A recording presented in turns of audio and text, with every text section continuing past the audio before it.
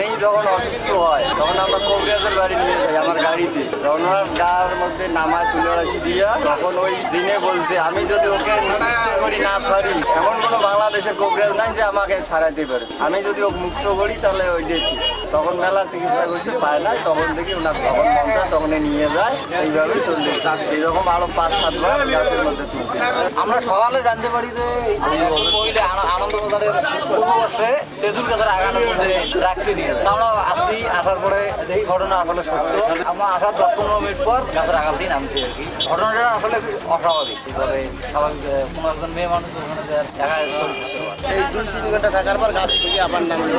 আমরা জানি যে সাথে জিন নাকি আমরা এটা বলতে পারবো না, কিন্তু সবাই বলে যে সাথে জিন আছে।